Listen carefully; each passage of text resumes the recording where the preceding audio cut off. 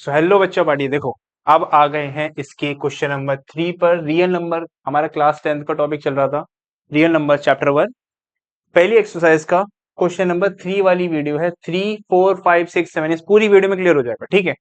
तो वापस बिना टाइम वेस्ट करे क्वेश्चन नंबर 3 पर आते हैं। क्वेश्चन नंबर 3 क्या कह रहा है कि अगर अगर फाइंड द एलसीएम निकालो और एचसीएफ निकालो applying prime factorisation method. Prime factorisation method कोई अलग सी चीज नहीं है, आपको बस सिंपली एलसीएम ही निकालना है, ठीक है। और साथ में उनके एलसीएम और एचसीएफ निकाल देना बेसिक्स। जैसे 2 6 जा 12, 2 3 जा 6, 3 1 जा 3, 3 5 जा 5 1 जा, 3 7 जा 7 1 जा, ठीक है। ये बात क्लियर हो गई, एलसीएम तो बेसिक से निकाल लोगे। अब आप लिखो इस तरीके से। अब इनके फैक्टर क्या क्या बन रहे हैं देख लो। 3 मल्टीप्लाई 5 मल्टीप्लाई 3 मल्टीप्लाई 7। अब आप निकालो यहां पर एचसीएफ, फिर निकालो एलसीएम। पहले हम निकालते हैं एचसीएफ। एचसीएफ देखना कैसे निकलेगा। यहां पर यहां पर सेम होना चाहिए। कुछ है सेम बताओ। मेरे को 3 नंबर सेम दिख रहा है, तो एचसीएफ हो गया 3। यहां लिख दूंगा 3। इतनी सी बात।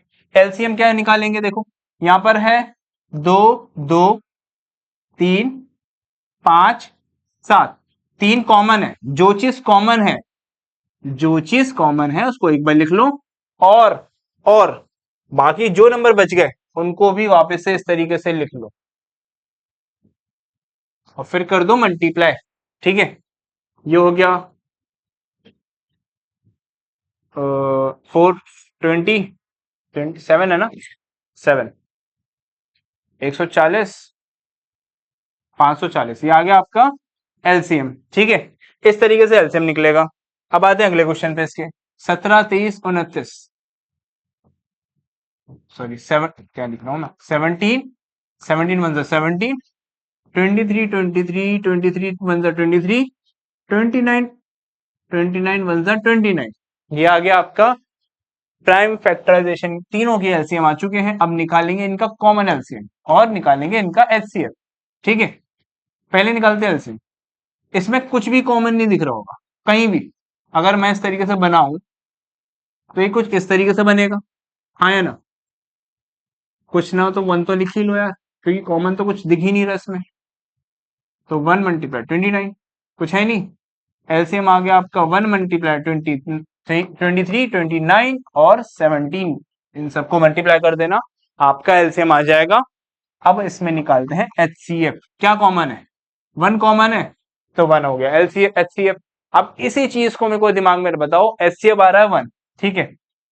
कुछ कॉमन नहीं है। क्या होते हैं ये, कौन से नंबर होते हैं, को प्राइम नंबर होते हैं। याद आया, ठीक है। अगला क्वेश्चन 8 9 और 25। 2 4 जा 2, 2 जा 2 1 जा, 3 3 जा 3 1 जा, 5 5 जा 5 1 जा। अब इनके लिख लो फैक्टर्स। फैक्टर्स लिख लेते हैं हम, चलो।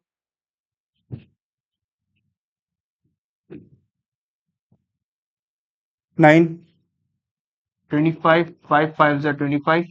अब ये देखो, एलसीएम बताना है और एचसीएफ बताना है। एलसीएम में देखो कैसे बताएंगे, देखो 3 और कुछ कॉमन तो दिख ही नहीं रहा, देखो यार। 2 की पावर 3, 3 की पावर 2 और 5 की पावर भी 2, तो ये हो जाएगा एलसीएम, ठीक है। एचसीएफ क्या निकालेंगे, देखो कुछ कॉमन दिख रहा है इसमें, कुछ कॉमन नहीं है, तो हो गया 1 कॉमन। ये हो गया आपका आंसर, बेसिक। अब चलते हैं क्वेश्चन नंबर 4 पे। क्वेश्चन नंबर 4 क्या कह रहा है, इसको ध्यान से देना, इसको ध्यान से देखना। ये थोड़ा सा कैलकुलेशन बेस्ड है। ये ए नंबर, ये बी नंबर, 6 5 7। अब इसका निकालते हैं, चलो बच्चों एलसीएम। सबसे पहले निकालो एलसीएम। निकालना देखो, ये दे रखा है एचसीएफ की वैल्यू दे रखी है 9। अच्छा, एलसीएम की वैल्यू निकालनी है, चलो देखो क्या फॉर्मूला होता है। ये फॉर्मूला कहलाता है मेरा, ये बेसिक सा फॉर्मूला था। मैंने क्या बताया था, एलसीएम को मल्टीप्लाई कर दो एचसीएफ से, और इक्वल्स टू डाल दो, जो दो नंबर दे रखे हो, जो दो नंबर दे रखे हो उसके बराबर डाल दो। एलसीएम निकालना है, इसको यही रख दो। एचसीएफ की वैल्यू कितनी है 9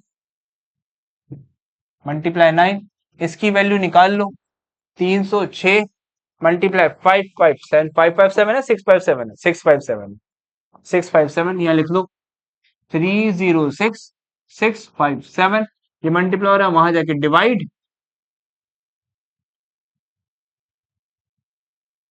अब ये देखो काटो, ये जाएगा 3 3 जा 3 3 जा 9, 3 1 जा 3, 3 0 2, 3 1 जा 3, 3 3 जा 9, 3 4 जा 12, 657 को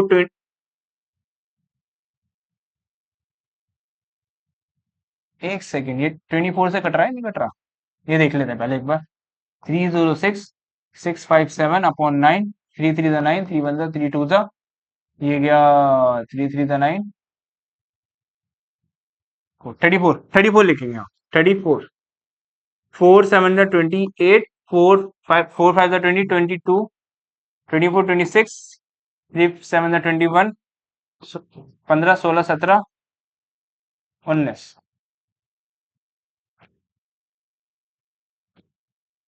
2 2 3 3 8, एलसीएम आ गया 2 2 3 3 8, ये था बेसिक सा क्वेश्चन।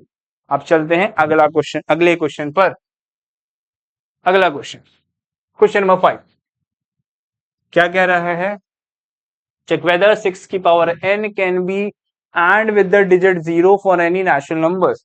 अगर नेचुरल नंबर के हिसाब से अगर मैं n की वैल्यू 1 से शुरू करता हूं, मान के चलता हूं 6 की वैल्यू 1 6, 6 की वैल्यू 2 कितना आएगा 36, 6 की वैल्यू 3 256, ये चलता रह रहा है। तो कहीं के भी वंस डिजिट पर जीरो नहीं आ रहा, कहीं भी वंस डिजिट पर जीरो नहीं आ रहा, बात समझो इस चीज को, क्या कहना चाह रहा हूं, वंस प्लेस पर कहीं भी जीरो नहीं आ रहा और हमें क्या चाहिए जीरो, कि वंस प्लेस पर जीरो आ जाए, ऐसा कोई नंबर बताओ एन का नेचुरल नंबर हो। अब बात समझो, ये 10 20 30 के रेशियो के हिसाब से चलना चाहिए बात।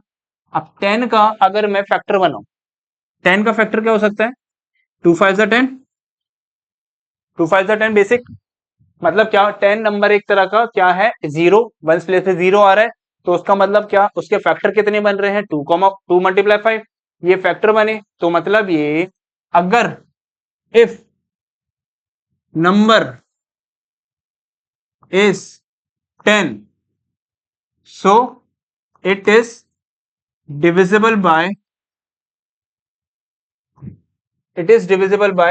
n नेचुरल नंबर्स, कि मतलब n नेचुरल नंबर से डिवाइड हो सके, हमें ऐसा नंबर सोचना पड़ रहा है, ठीक है।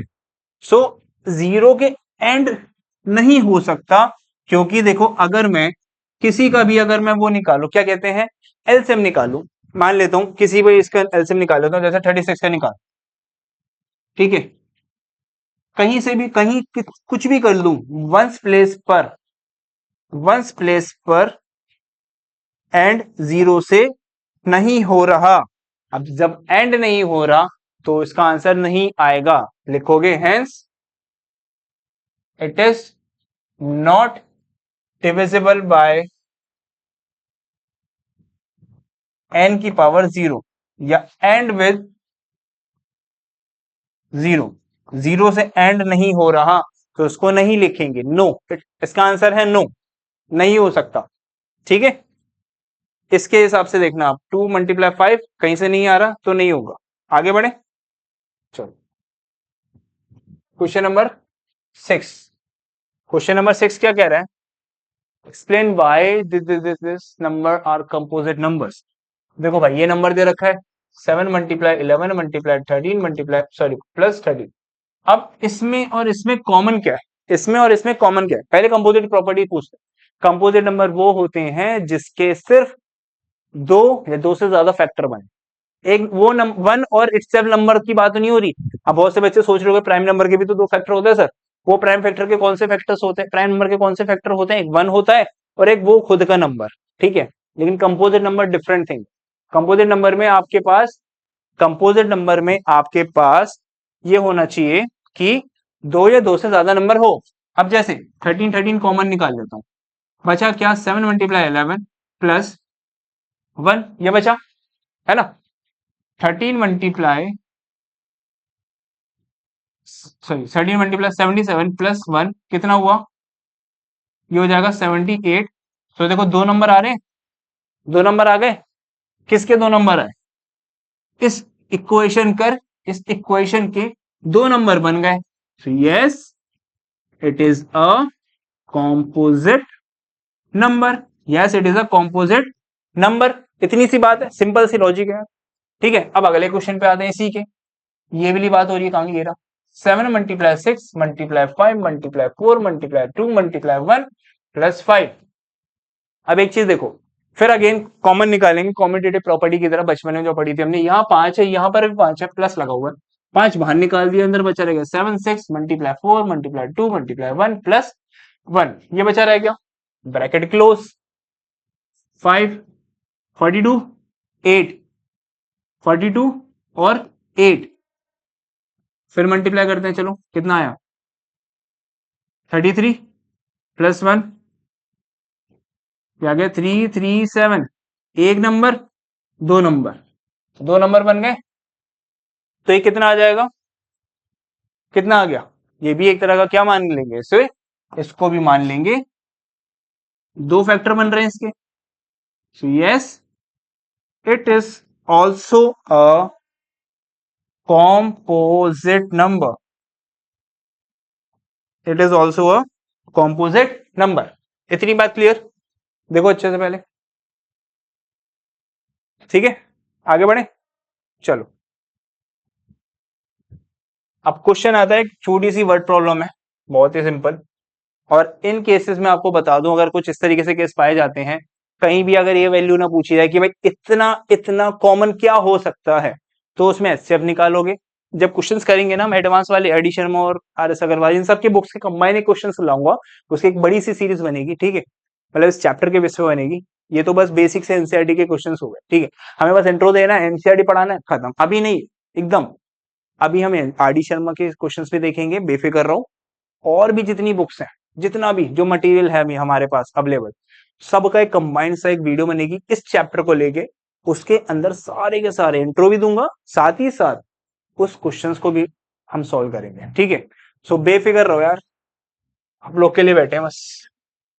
सो ये क्वेश्चन नंबर 7 क्या कह रहा है कि there is a circular path around a sports field, ठीक है, सर्कुलर पाथ बनाना है, बना लिया। सोनिया लेती है 18 मिनट ड्राइव एक राउंड मारने के लिए, ठीक है, समझ आ रहा है, मतलब एक सोनिया नाम की लड़की है जो कि एक राउंड मार रही है, वो 18 मिनट ले रही है। और रवि नाम का एक लड़का है जो 12 मिनट ले रहा है, ठीक है, ज्यादा तेज भाग रहा हो सकता है। For the same, suppose they both start at the same speed and the same time, दोनों ने एक ही पॉइंट से स्टार्ट कर, मान लेते हैं एक पॉइंट ये रहा, पॉइंट ये रहा, ये रही सोनिया नाम की लड़की, ये रहा रवि नाम का छोरा, ठीक है, इसने यहां से यहां तक जा रहे हैं, इसको 18 मिनट लग रहे हैं, इन कितने मिनट में, नहीं 18 मिनट लग रहे हैं एक राउंड मार रहा है, एक राउंड मारने में इसको लग रहे हैं कितने, 12 मिनट, 12 मिनट लग रहे हैं इसको क्या करने के लिए, एक राउंड मारने के लिए, 1 राउंड मारने के लिए, ठीक है।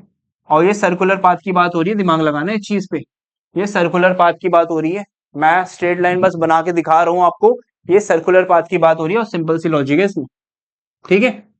अब देखो इन्होंने क्या पूछा, कितने मिनट में वो एक दूसरे को स्टार्टिंग पॉइंट पे मिल लेंगे, मतलब अगर कोई यहां से स्टार्ट हो रहा है, दोनों ने यहां से स्टार्ट करा, यहां पर जब एंड कर रहे हैं, कितने मिनट पर आकर, कितने मिनट पर आकर वो एक दूसरे के साथ मिल लेंगे। सो इस क्वेश्चन में हमेशा दिमाग लगाना, क्या लगाएंगे, एलसीएम किसका निकालेंगे बच्चों, 12 और 18 का। स्टेटमेंट लिख लेते हैं, चलो सबसे पहले स्टेटमेंट क्या लिखेंगे, Ravi takes 12 minute in 1 round, ठीक है, Sonia Sonia takes 18 minute in 1 round, इसको एक राउंड मारने में 18 मिनट लग रहे हैं, ठीक है, कोई बात नहीं, आराम आराम से जारी होगी। ज्यादा तेज चलेगा, चीटिंग कर ली उसने, क्या पता। अब 12 लिखा, साथ ही में साथ 18 लिख दिया। 2 6 जा 2 3 जा 3 1 जा, ये निकाल लिया एलसीएम। या थोड़ा सा साफ लिख देता हूँ, क्लियर दिखेगा। 2 6 जा 2 3 जा 3 1 जा, ठीक है। 2 9 जा 3 3 जा 3 1 जा, इतनी बात क्लियर हो गई। अब निकालते हैं एलसीएम। उससे पहले हम लिख देंगे कि भाई 12 का क्या क्या बन सकता है, 2 2 3। 18 क्या क्या बन सकता है, 2 3 3।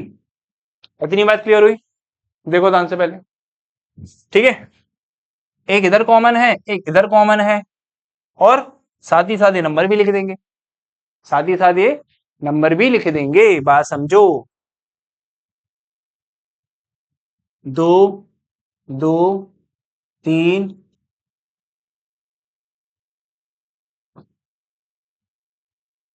कितना आ रहा है, एक सेकंड, 2 2 2, हाँ 2 2 2 3 3, ठीक है।